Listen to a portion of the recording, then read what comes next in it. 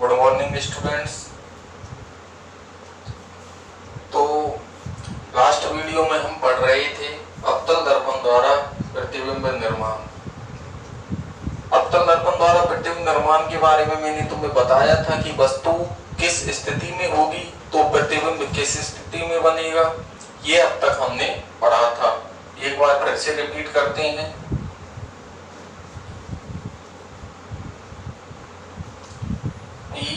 F और C बताया था मैंने, तीन बिंदु होते हैं। वस्तु ऊपर की ओर होगी और प्रतिबिंब अवतल दर्पण में नीचे की ओर। वस्तु को हमें दर्पण के पास ले जाना है और प्रतिबिंब को दर्पण से दूर ले जाना है। एक स्थिति पहली बताई थी मैंने तुम्हें, पहली स्थिति में वस्तु कहाँ होगी? अनंत पर। ये हमको याद रखना है, पहली स्थिति में वस्तु अनंत पर होगी तो दूसरी स्थिति उसमें प्रतिबिंब कहाँ बनेगा? फोकस पर। जब वस्तु याद रखना है पहली स्थिति अनंत से स्टार्ट होगी, वस्तु अनंत पर होगी और प्रतिबिंब कहाँ होगा? फोकस पर। प्रतिबिंब कहाँ होगा? फोकस पर। उसके बाद हमें वस्तु को एक एक स्टेप करके दर्पण के पास लाना है और प्रतिबिंब को एक एक स्टेप करके दर्पण से दूर ले जाना है। तो अगली स्थिति बताई थी, वस्तु दर्पण की ओर लेके जाएंगे। स्टेप कैसे होंगे? इन बिंदुओं के मध्य में या बिंदुओं पर, तो मध्य में लाएंगे। तो दूसरी स्थिति में वस्तु कहाँ आ गई? वक्रता केंद्र और अनंत के मध्य में। कहाँ आ गई? वक्रता केंद्र और अनंत के मध्य में। प्रतिबिंब को आगे खिसकाया, प्रतिबिंब यहाँ बिंदु पर है तो अगले स्टेप में आगे खिसकाया तो कहाँ आ जाएगा? C व F के बीच में, वक्रता केंद्र और फोकस के मध्य। अब वस्तु को मध्य में है, मध्य से कहाँ जाएगी? बिंदु पर। तो तीसरी स्थिति में वस्तु कहाँ पहुंची? C पर, वक्रता केंद्र पर। प्रतिबिंब को दर्पण से दूर ले जाएंगे, दूसरी स्थिति में मध्य में है तो अगली कंडीशन में कहाँ जाएगा? C पर। अगली स्थिति में कहाँ जाएगा? C पर, वक्रता केंद्र पर। उससे आगे वस्तु बिंदु पर है तो बिंदुओं के मध्य में। तो चौथी स्थिति में वस्तु कहाँ पहुंचेगी? वक्रता केंद्र व F के मध्य। प्रतिबिंब को दूर ले जाना है, प्रतिबिंब तीसरी स्थिति में बिंदु पर है, C पर है तो अब कहाँ आ जाएगा? बिंदुओं के मध्य। चौथी कंडीशन में C व अनंत के मध्य। अगली स्थिति में वस्तु दर्पण के पास ले जाना है तो C व F के मध्य है तो बिंदु पर ले जाएंगे पांचवी स्थिति में, तो कहाँ पहुंची? F पर। और जब प्रतिबिंब को और आगे खिसकाएंगे तो कहाँ पहुंच जाएगा? अनंत पर। कहाँ पहुंच जाएगा?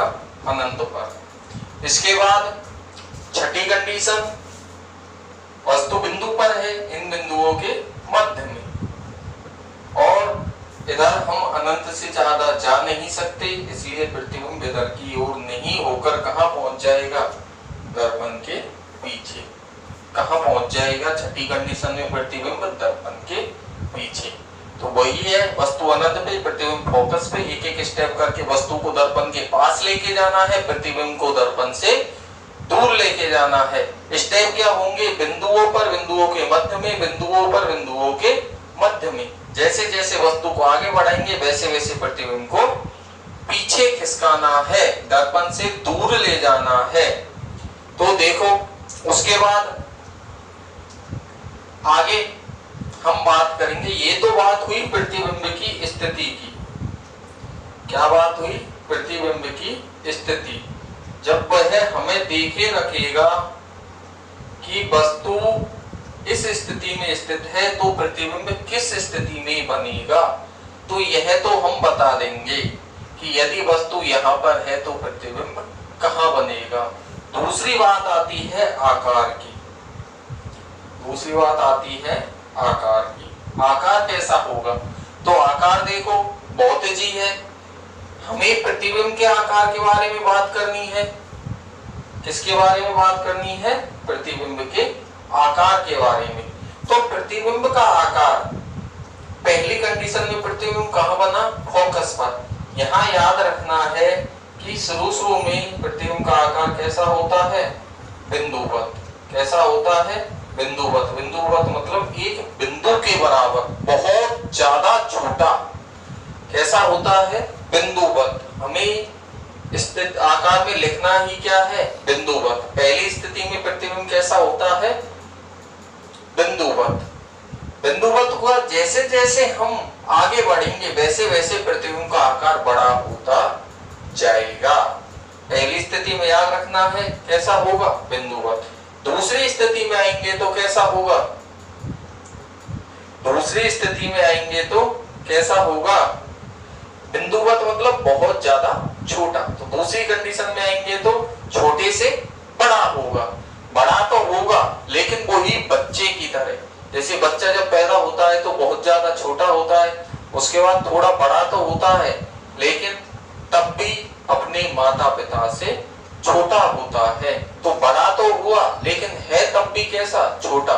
इतने से आकार से इतना बड़ा हो जाएगा लेकिन फिर भी कैसा रहेगा? छोटा। तो बिंदुवत बहुत ज्यादा छोटे से आकार तो बड़ा लेकिन रहेगा तब भी कैसा? छोटा। दूसरी कंडीशन में प्रतिबिंब कैसा हो गया? छोटा। बिंदुवत से तो आकार बड़ा हुआ लेकिन फिर भी बिंब से, वस्तु से आकार कैसा रहेगा? छोटा। तीसरी कंडीशन आगे आएंगे और बड़ा होगा। तो अब बहुत से बच्चे यहाँ डायरेक्ट बड़ा कर देते हैं। छोटे के बाद पहले कैसा होगा? बराबर। पहले कैसा होगा? बराबर। कोई भी बच्चा है पहले बिल्कुल छोटा है, फिर थोड़ा बड़ा हुआ लेकिन फिर भी कैसा रहा? छोटा। छोटे के बाद अब वो डायरेक्ट बड़ा नहीं होगा, पहले कैसे होगा? बराबर। कैसा होगा? बराबर। तो तीसरी स्थिति में कैसा हुआ? बराबर। उसके बाद आगे बढ़ेंगे तो बराबर के बाद बड़ा, चौथी स्थिति में, पांचवी स्थिति में बड़ा, छठी स्थिति में भी बड़ा। बहुत से बच्चे यहाँ बहुत बड़ा लिखते हैं, बहुत बड़ा लिख सकते हो, लेकिन है कैसा? बड़ा। तो आकार के बारे में ध्यान रखना है। पहली स्थिति में कैसा होगा? बिंदुवत, बिल्कुल छोटा। उसके बाद आकार जैसे जैसे आगे बढ़ेंगे आकार बढ़ता जाएगा। दूसरी कंडीशन में बिंदुवत बहुत ज्यादा छोटे से तो बड़ा हुआ लेकिन फिर भी कैसा रहेगा? छोटा। इतने से इतना बड़ा हुआ लेकिन है अब भी कैसा? छोटा। तो बिंदुवत से छोटा। छोटे के बाद कैसा होगा? पहले बराबर। डायरेक्ट बड़ा नहीं करना। कैसा होगा? बराबर। तीसरी स्थिति में प्रतिबिंब कैसा हुआ? बराबर। फिर बड़ा, बड़ा, बड़ा, बड़ा हो गया, उसके बाद छोटा तो होने से रहा, तो फिर कैसा होगा? अगली तीनों स्थितियों में बड़ा। तो यह हो गया आकार के बारे में। अगली बात जो वो हमसे पूछता है वो है प्रकृति। क्या है? प्रकृति। कि प्रतिबिंब की प्रकृति क्या होगी, और इसके बारे में मैंने तुम्हें शुरू में स्टार्ट में ही पढ़ाया था जब हम समतल दर्पण से बनने वाले प्रतिबिंब की विशेषताएं पढ़ रहे थे कि प्रकृति दो प्रकार की होती है, सीधा व आभासी और उल्टा व वास्तविक। मैंने आपको तब भी बताया था कि सीधा प्रतिबिंब हमेशा आभासी होगा व उल्टा प्रतिबिंब हमेशा वास्तविक होगा। सीधा प्रतिबिंब हमेशा आभासी और उल्टा प्रतिबिंब हमेशा वास्तविक। सीधा प्रतिबिंब कैसा होगा? हमेशा आभासी और उल्टा प्रतिबिंब हमेशा वास्तविक। ये फिक्स है। तो देखो इसकी प्रकृति के बारे में, ये जो अवतल दर्पण है, कौन सा दर्पण? अवतल दर्पण। अवतल दर्पण के लिए शुरू की जो 5 कंडीशन है प्रतिबिंब की, 1 2 3 4 5। जब प्रतिबिंब फोकस पर है, फोकस व वक्रता केंद्र के मध्य है, वक्रता केंद्र पर है, वक्रता केंद्र से परे है या फिर अनंत पर है, इन 5 स्थितियों में प्रकृति होती है उल्टा व वास्तविक। इन 5 स्थितियों में प्रकृति कैसी होगी? उल्टा व वास्तविक। छठी कंडीशन में यहाँ याद रखने की बात है कि छठी स्थिति में प्रतिबिंब जब दर्पण के पीछे जाता है तो प्रकृति हो जाती है सीधा व आभासी। कैसी हो जाती है प्रकृति? सीधा व आभासी। तो 6 स्थितियां हैं आपके सामने, 6 अलग अलग स्थितियों में वह बिंब को रखेगा, वस्तु को रखेगा और हमसे क्वेश्चन पूछेगा कि प्रतिबिंब कहाँ बनेगा, उसका आकार कैसा होगा, उसकी प्रकृति कैसी होगी। जैसे कि फॉर एग्जाम्पल यह सब बनाना सीख गए, यह एक ट्रिक है याद रखने के लिए, सिंपल फंडा। यदि ऐसे नहीं याद रख सकते तो फिर आपको जो सारणी है, चार्ट है, वो डायरेक्ट रटना पड़ेगा। तो देखो एक बार फिर से, यह 3 बिंदु होते हैं P, F, C और यहाँ हमने चौथा बिंदु क्या मान लिया, अनंत। वस्तु को दर्पण के पास ले जाना है, प्रतिबिंब को दर्पण से दूर ले जाना है। पहली स्थिति याद रखनी है, वस्तु अनंत पर होगी, प्रतिबिंब फोकस पर बनेगा। उसके बाद एक एक स्टेप करके वस्तु को दर्पण के पास ले जाना है, प्रतिबिंब को एक एक स्टेप करके दर्पण से दूर ले जाना है। तो दूसरी स्थिति में मध्य में आएगा, अनंत व C के मध्य में। प्रतिबिंब पीछे खिसकाया तो F और C के बीच में, वस्तु आगे खिसकाई, मध्य से कहाँ आएंगे, बिंदु पर। बिंदु कौन सा आया, C, वक्रता केंद्र। तो तीसरी स्थिति में वस्तु कहाँ गई, वक्रता केंद्र पर। प्रतिबिंब को दर्पण से दूर ले गए, मध्य में था, मध्य से बिंदु पर जाएंगे तो बिंदु कौन सा आया हमारे पास, C, वक्रता केंद्र। अगली स्थिति में वस्तु को कहाँ ले गए, फिर बिंदु से मध्य में। मध्य में किस किस के, कौन कौन से बिंदुओं के मध्य में आया, C व F के। यहाँ भी तीसरी कंडीशन, प्रतिबिंब बिंदु पर था तो बिंदु से कहाँ जाएगा, मध्य में। मैंने बताया था मध्य में बिंदु पर, मध्य में बिंदु पर। तो बिंदु से मध्य में कौन कौन से बिंदुओं के, अनंत और C के, जिसको हम बोल सकते हैं C से परे। C से परे, मध्य का मतलब ये नहीं है कि बिल्कुल अनंत और उसके सेंटर में है, परे हो सकता है कितना भी, लेकिन है C और अनंत के मध्य की दूरी में स्थित है कहीं ना कहीं, तो C से परे बोलते हैं। अगली कंडीशन में वस्तु आ गई बिंदु पर, बिंदु कौन सा, फोकस बिंदु, मुख्य फोकस। तो पांचवी स्थिति में वस्तु कहाँ गई, फोकस पर, तो प्रतिबिंब आगे ले गए, कहाँ गए, अनंत पर। वही हो गया, शुरू में वस्तु अनंत पर थी, प्रतिबिंब फोकस पर बना, और पांचवी स्थिति में वस्तु फोकस पर आ गई तो प्रतिबिंब कहाँ पहुंच गया, अनंत पर। कहाँ पहुंच गया, अनंत पर। छठी कंडीशन, वही मध्य में F और P के बीच में, अनंत से आगे हम इधर ले जा नहीं सकते प्रतिबिंब को, इसलिए प्रतिबिंब कहाँ ले गए, दूसरी ओर, दर्पण के पीछे। तो ये तो हुई प्रतिबिंब की स्थिति की बात। उसके बाद बात की थी हमने आकार की। तो आकार के बारे में मैंने आपको बताया, पहली स्थिति में याद रखना है, पहली कंडीशन में आकार कैसा होगा, बिंदुवत। बिंदुवत मतलब बहुत ज्यादा छोटा। उसके बाद वही चीज दिमाग में लानी है कि बच्चा कैसे बड़ा होता है, उसी प्रकार हम प्रतिबिंब के आकार को अगली स्थितियों में बड़ा करते जाएंगे। शुरू में बच्चा बहुत छोटा होता है, जब 5-6 साल का हो जाता है तो बड़ा हो जाता है, लेकिन फिर भी अपने माता पिता की तुलना में छोटा होता है। तो बिंदुवत के बाद आकार बढ़ा, लेकिन फिर भी कैसा रहा, छोटा। तो बिंदुवत बहुत ज्यादा छोटा, और उसके बाद छोटा। छोटे के बाद डायरेक्ट बड़ा नहीं होगा, यहाँ याद रखने की बात है। छोटे के बाद कैसा होगा, बराबर।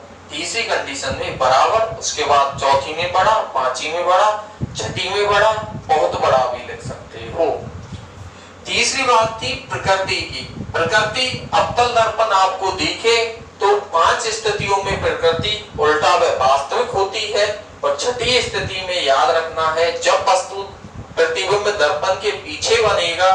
छठी कंडीशन याद रखनी है, जब वो प्रतिबिंब दर्पण के पीछे बनेगा तो प्रतिबिंब की प्रकृति सीधा व आभासी होगी।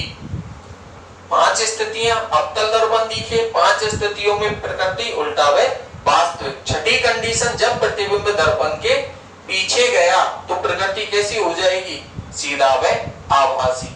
अब देखो क्वेश्चन कैसे पूछता है और हम इससे उसका एक हल कैसे करेंगे, आंसर कैसे देंगे। तो देखो, यदि उसने क्वेश्चन पूछ लिया कि कोई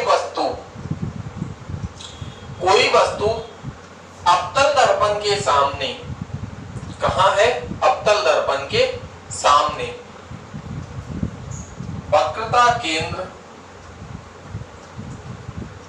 केंद्र को किससे प्रदर्शित करते हैं? सी से। ये पहले पढ़ चुके हैं हम। वक्रता केंद्र व मुख्य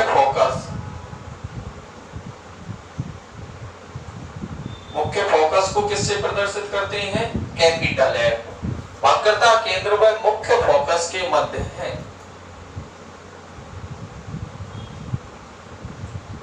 तो प्रतिबिंब की स्थिति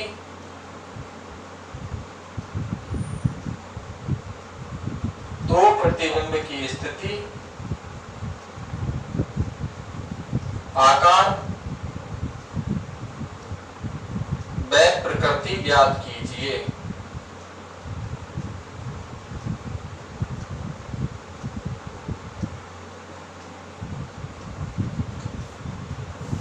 क्वेश्चन दिया है, यदि कोई वस्तु वक्रता केंद्र व मुख्य फोकस के मध्य है तो प्रतिबिंब की स्थिति, आकार व प्रकृति ज्ञात कीजिए। कुछ बच्चे सारणी को डायरेक्ट रखना चाहते हैं और मैंने तुम्हें जो तरीका बताया है हम इस तरीके से करेंगे। तो देखो, हम ऐसा ही एक चार्ट बनाएंगे। वैसे तो आप आगे जब प्रतिबिंब निर्माण पढ़ेंगे, प्रैक्टिस करेंगे तो हमें डायरेक्ट याद हो जाएंगे, लेकिन फिर भी यदि कभी कंफ्यूजन हो स्टार्टिंग में याद करने के लिए यह बेस्ट है। तो देखो कैसे, यह हमने अवतल दर्पण बना लिया। हमें पता है बिंदु होते हैं P, F, C और चौथा बिंदु हम मानते हैं, होता नहीं है लेकिन हम मानते हैं, यहां मैं ये हटा रहा हूं। चौथा बिंदु हमने क्या मान लिया? अनंत। क्या मान लिया? चौथा बिंदु अनंत। तो हमें पहली स्थिति बताई थी मैंने, पहली स्थिति याद रखनी है, वस्तु कहां? अनंत पर और प्रतिबिंब कहां? फोकस पर। तो जैसे कि छोटी क्लासों में बच्चे पढ़ते हैं, यदि क्वेश्चन दे दिया जाता है 6x4, तो जैसे बच्चे पहाड़े बोलते हैं 6 एकम 6, 6 दूनी 12, 6 तिया 18, 6 चौके 24। उनको पता है 4 पर जाकर रुकना है और जो आया वो क्या है? आंसर। तो इसका आंसर क्या है? 24। ऐसे ही यहाँ हमें क्वेश्चन दिया है, वस्तु कहाँ है? वक्रता केंद्र व सी के मुख्य फोकस के मध्य, सी व एफ के मध्य। तो हमें भी वस्तु सी व एफ तक ले जानी है। प्रतिबिंब की जो स्थिति आएगी वो हमारा क्या होगा? आंसर। तो देखो, पहली कंडीशन हमें पता है, वस्तु अनंत पर, प्रतिबिंब फोकस पर। उसके बाद जो तरीका आपको बताया था, वस्तु को दर्पण के पास ले जाना है, प्रतिबिंब को दर्पण से दूर ले जाना है। तो दूसरी स्थिति में वस्तु कहाँ आई? सी व अनंत के मध्य में। प्रतिबिंब को दूर ले जाना है, इधर खिसकाना है, कहाँ आएगा? सी व एफ के मध्य में, मध्य में बिंदु पर। अगली कंडीशन, मध्य से कहाँ जाएंगे? बिंदु पर। प्रतिबिंब कहाँ गए? बिंब कहाँ गई? वस्तु कहाँ आई? सी पर। प्रतिबिंब को मध्य से कहाँ लाएंगे? बीच में। अगला बिंदु सी, तो वस्तु कहाँ गई? सी पर। अगली कंडीशन, वस्तु कहाँ आएगी? सी व एफ के बीच में। कहाँ आएगी? सी व एफ के बीच में। देखो क्वेश्चन में हमें क्या स्थिति दी हुई है? वक्रता केंद्र सी व मुख्य फोकस एफ के मध्य है। जो स्थिति हमें दी गई है वहां तक हम पहुंच गए। अब प्रतिबिंब को पहुंचा दो। तीसरी कंडीशन में कहां बना था? सी पर, तो बिंदु पर बना था, बिंदु के बाद मध्य में। तो चौथी स्थिति में कहां बनेगा? सी व अनंत के मध्य। तो हम वस्तु की स्थिति पर पहुंचे, प्रतिबिंब की स्थिति उसने हमसे पूछी है। तो प्रतिबिंब कहां बनेगा? सी व अनंत के मध्य। यहाँ पर क्या बोलते हैं इसको? सी से परे। क्या बोलते हैं? सी से परे। अब आगे पूछा है उसने क्या? आकार के बारे में। क्या पूछा है? आकार के बारे में। तो आकार के बारे में बताया था आपको, वही तरीका यहाँ भी अप्लाई होगा। पहली कंडीशन में वस्तु बिंदु पर, पहली कंडीशन में वस्तु कैसी होगी, बिंदुवत। उसके बाद जैसे जैसे आगे बढ़ेंगे आकार बड़ा होता जाएगा। बताया था बच्चा बहुत ज्यादा छोटा, उसके बाद बड़ा हुआ, लेकिन फिर भी कैसा, छोटा, और छोटे के बाद कैसा, बराबर, और बराबर के बाद कैसा होगा, बड़ा। तो आकार का भी हमें यहाँ से पता लग गया, आकार कैसा, बड़ा। तीसरी चीज पूछी थी उसने क्या, प्रकृति। प्रकृति मैंने आपको क्लियर बताया है कि अवतल दर्पण के लिए प्रतिबिंब की शुरू की 5 स्थितियों में प्रकृति कैसी होती है, उल्टा व वास्तविक। और हमारा प्रतिबिंब कौन सी स्थिति में है, चौथी स्थिति में। तो चौथी स्थिति में प्रकृति कैसी होगी, उल्टा व वास्तविक। ऐसी प्रकृति होगी, उल्टा व वास्तविक। तो यह 3 चीजें उसने पूछी, प्रतिबिंब की स्थिति, आकार और प्रकृति, और तीनों चीजें हमें इस तरीके से पता लग गया कि प्रतिबिंब कहाँ बनेगा, सी व अनंत के मध्य या सी से परे। आकार कैसा होगा, बड़ा। प्रकृति कैसी होगी, हमें पता है अवतल दर्पण के लिए 5 स्थितियों में प्रकृति कैसी होती है, उल्टा व वास्तविक। चौथी स्थिति का प्रतिबिंब है तो इसकी प्रकृति भी कैसी होगी, उल्टा व वास्तविक। अब यहां मैं आपको एक सारणी बनवा रहा हूं, खुद देखें और बनाने की कोशिश करें।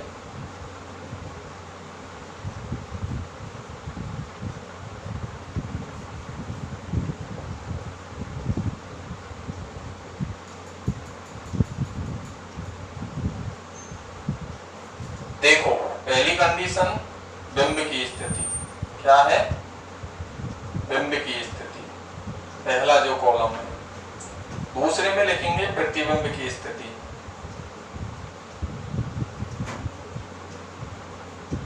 तीसरे में प्रतिबिंब का आकार, और चौथे में प्रतिबिंब की प्रकृति। तो ये 4 हैं, यह चारों हम बनाएंगे। पहली कंडीशन में बिंब बताया था मैंने, कहां बनेगा, कहां होगा बिंब, अनंत पर। कहां होगा, अनंत पर। प्रतिबिंब की स्थिति बताई थी, याद रखना है वस्तु पहली स्थिति में अनंत पर होगी और प्रतिबिंब कहां बनेगा, फोकस पर। प्रतिबिंब कहां बनेगा, फोकस पर। दूसरी स्थिति में वस्तु कहां आई, देखो अनंत और सी के मध्य। कहां आई, अनंत और सी के मध्य, जिसको क्या बोलते हैं हम, सी से परे। क्या बोलते हैं, सी से परे। प्रतिबिंब कहां आया, सी व एफ के मध्य में, सी व एफ के मध्य। तीसरी कंडीशन में वस्तु कहां आई, सी पर। सी मतलब वक्रता केंद्र। प्रतिबिंब कहां आया, सी पर, तो प्रतिबिंब भी कहां बना, सी पर। चौथी स्थिति में वस्तु कहां आई, सी व एफ के मध्य में। कहां पर आई, सी व एफ के मध्य। प्रतिबिंब कहां आया, सी व अनंत के मध्य, जिसको क्या बोलते हैं हम, सी से परे। तो कहां, सी से परे। पांचवी कंडीशन में वस्तु कहां आई, एफ पर। कहां आई वस्तु, एफ पर। प्रतिबिंब कहां आया, अनंत पर।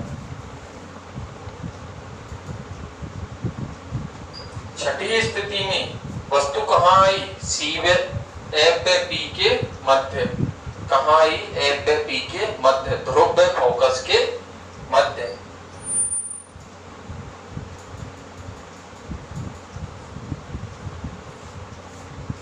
प्रतिबिंब कहां बना, अनंत से आगे नहीं जा सकते मैंने बोला था, तो कहां जाएंगे, दर्पण के पीछे। तो प्रतिबिंब की स्थिति क्या हो गई, दर्पण के पीछे। अब बात करेगा आकार की। आकार बताया था पहली स्थिति में आकार कैसा, बिंदुवत। कैसा आकार, बिंदुवत। उसके बाद दूसरी स्थिति में बड़ा होगा लेकिन रहेगा फिर भी छोटा, फिर बराबर, उसके बाद बड़ा, बड़ा और बड़ा। प्रकृति की बात की थी, प्रकृति मैंने बताया था 5 स्थितियों में प्रकृति उल्टा व वास्तविक